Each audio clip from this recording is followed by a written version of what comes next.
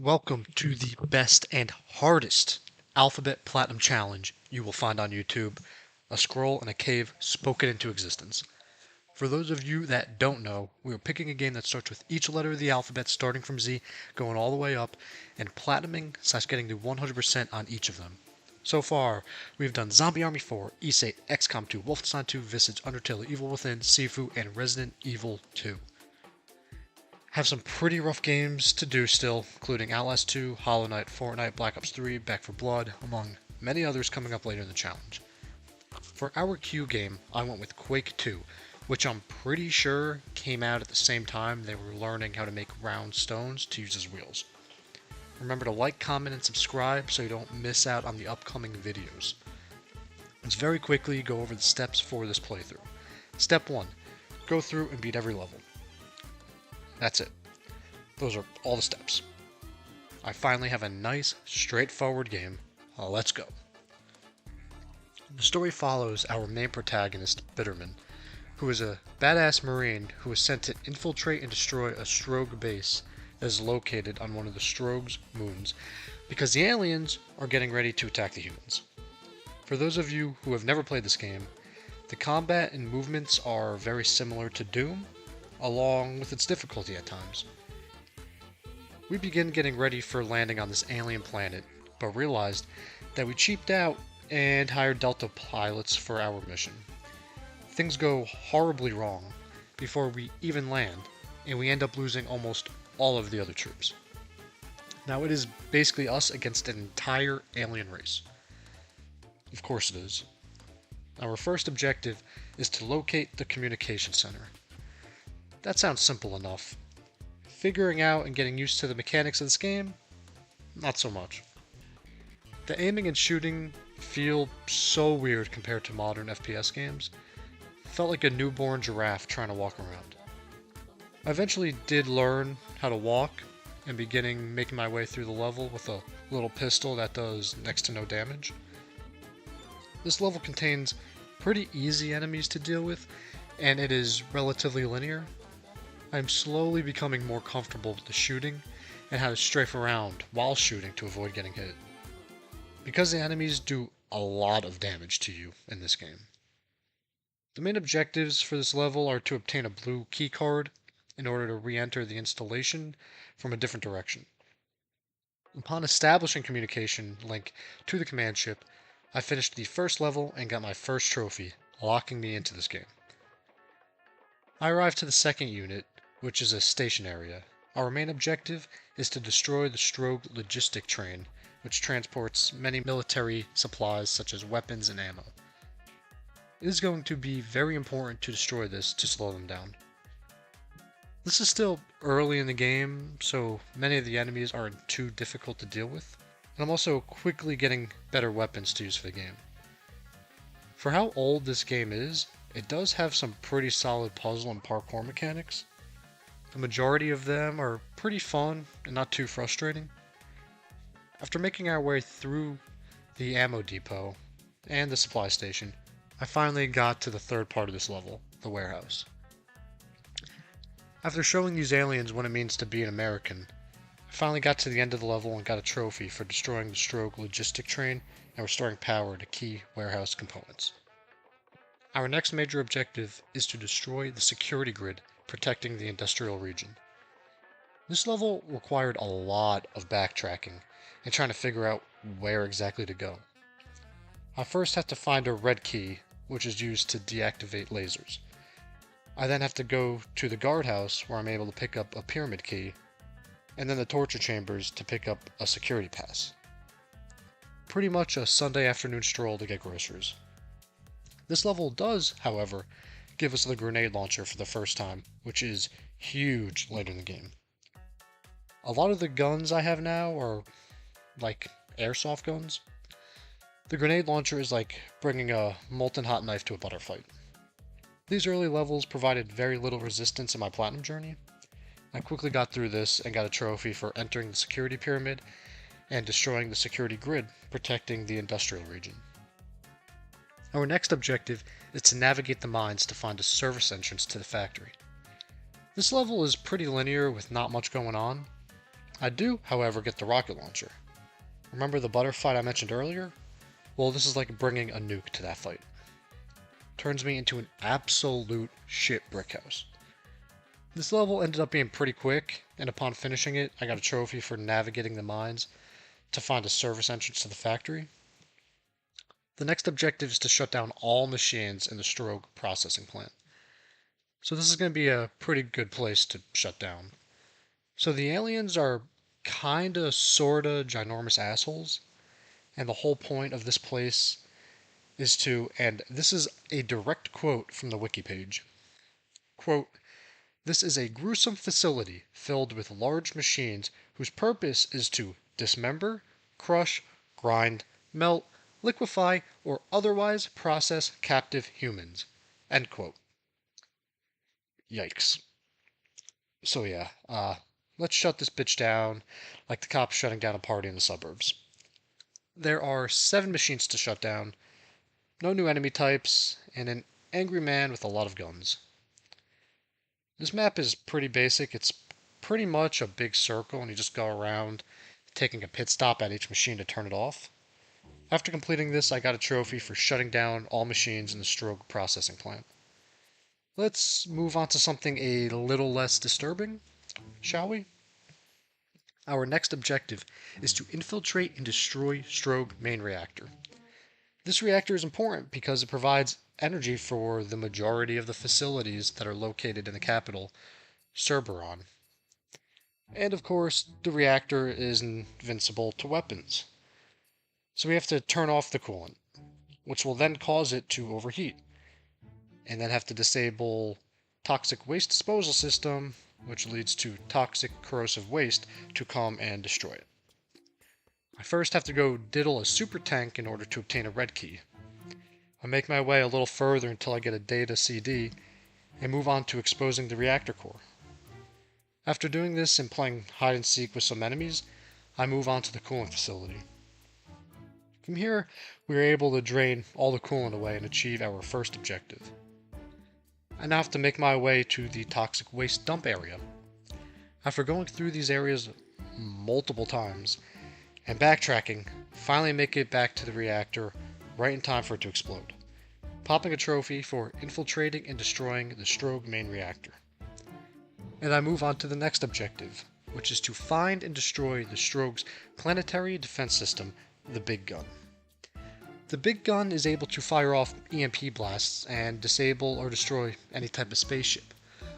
Unfortunately for the humans, that included the little space pods that we were coming in on at the beginning of the game. The Big Gun is the reason all the other pods were destroyed and we are fighting a war by ourselves. It is time for us to get payback. The biggest resistance we are going to encounter during this comes in the form of a Hornet. This is the main boss of this section, and Shipbird is equipped with twin chain guns and an RPG that shoots 4 rockets at once. Honestly, this thing isn't awful and I kind of sugar-beared it. There's a little part of this after the fight where I have to take out some more enemies and I get to the defense monitor screens. Next came a self-destruct sequence where I had to haul ass out of there, running like a little girl, and get to the shuttle and get up out of there, getting a trophy for finding and destroying the Stroke's planetary defense system, the Big Gun. Our next objective becomes closing the main hangar bay door and destroying the black hole generator. This garbage allows the ball bags to travel to other planets. Going through the level, I came across a door with a barrier blocking it, and when I clicked on the button, all it gave me was a "You need the commander's head" message. I have to go to the research room to get it. I make my way over there, pick up the head, come back, ready to open the door. After dealing with some pretty easy enemies here, I can now go to the inner hangar. Some more bum men pop up that we have to deal with. After dealing with that, I progress a little further and come face to face with another Hornet. Much like the first one, guy was a pushover and I smacked him around. After giving the Hornet a shellacking, I went and found a level that closed the hangar doors. Now on to destroying the black hole generator. I had to deactivate some side chambers, turn some wheel valves, which disrupts the core CPU. I can shoot some computers, and finally destroyed the black hole generator, getting a trophy for closing the hangar door and destroying the generator. Our next objective is to neutralize Strogue Leader's communication system. In order to do this, I'm going to have to find the data communications laser CD to then reprogram the data spinner, which will then neutralize the communication system. This level is kind of confusing because there's optional objectives and a lot of backtracking, but ultimately, the enemies aren't that hard, and after doing these small objectives, come to another tank, I flip like a turtle, and make my way to the inner chamber to fight the creator, the Macron. This fight isn't particularly difficult, even though I had some deaths that looked like this. Oh, Lord. Guys, oh my goodness. Long, you think?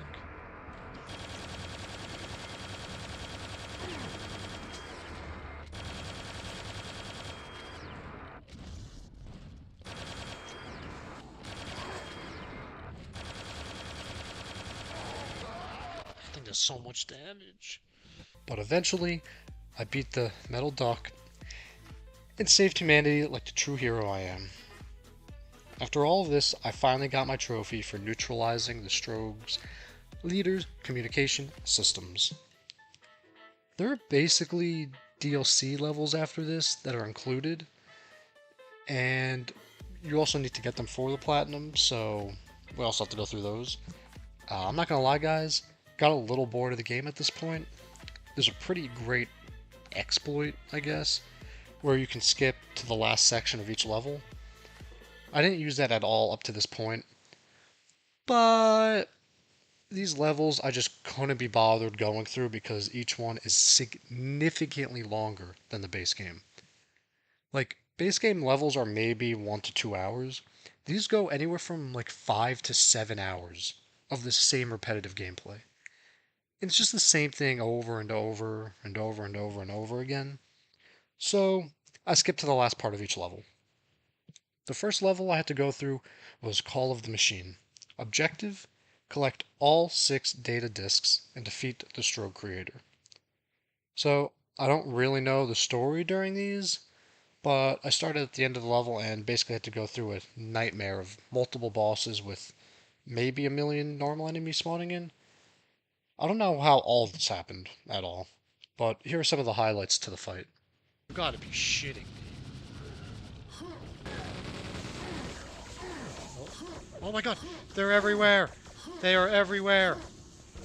Oh goodness. Oh no, that's the fucking boss! Oh my god, where do all these people come from? I'm scared.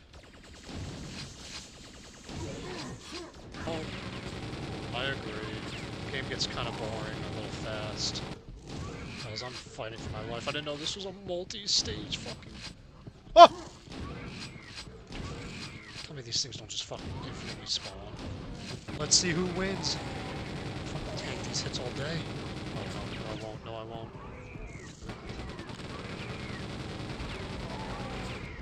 Oh, they're still coming. They're still coming. Oh my god. Oh my god. Oh my god. Where the fuck am I? Oh. Dude, what the fuck?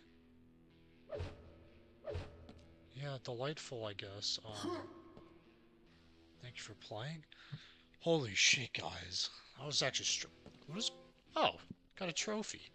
I eventually beat them all, and beat the level getting my trophy for collecting all 6 data disks and defeating the Stroke creator. The next level was the Reckoning, with my objective to infiltrate the moon base and destroy the fleet. And this is the level that drove me insane. There are so many enemies, and they're all strong, and bullet sponges, and to top it off is an obnoxious as all hell boss fight I had to deal with. Just look at what I was dealing with here. Oh my, that's a boss.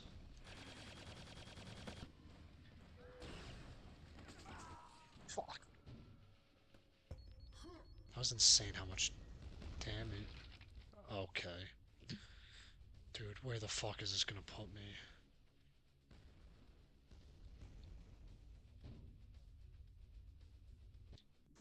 Dude, oh my god, I'm not even done with it! Dude, I died from something that fell off the fucking ceiling? Oh my god. Eventually, many tries later, finally beat this level and got my trophy for infiltrating the Strogue moon base and destroying the fleet. 2 more levels left. The next one was Ground Zero. Objective, find and eliminate the Strogue's great weapon, the Gravity Well. And guess what? It's another horrific boss fight. Like, bad. Like, never-ending spawning spiders that take a lot of damage, a tanky boss that has heat-seeking missiles. It blows. And I died a lot. I'll just give you some of the lowlights to this fight.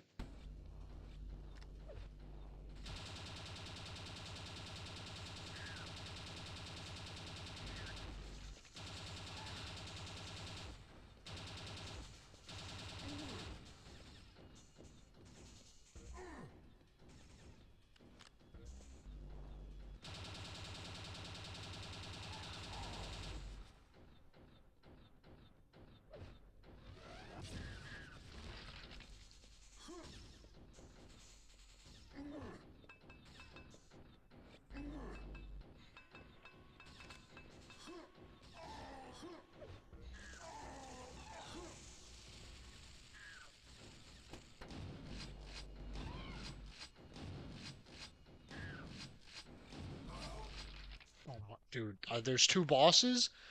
I just threw everything I had at the first. Oh my god.